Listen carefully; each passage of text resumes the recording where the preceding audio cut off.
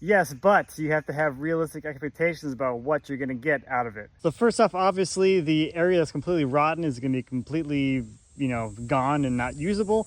So that's one thing to consider. The next thing to consider is that the area next to the rotting area, between the rotting area and the good area, is going to have some form of decay, partial decay, or at the very least, if it's still solid, it'll have some discoloration.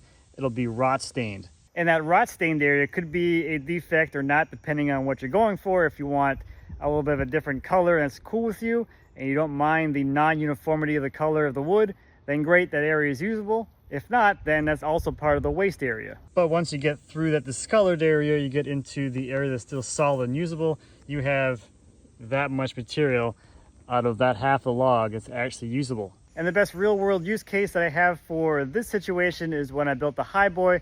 I sourced the legs from a rotten cherry log. The center of the tree was completely gone. And then there was the rot stained area, but there was still enough material on the outside before you get into the sapwood to create a square leg blank. So that project actually started obviously years before because I needed that stock. And one of the things that I had a hard time finding back in the day, which led me to making my own lumber, was 12-quarter cherry.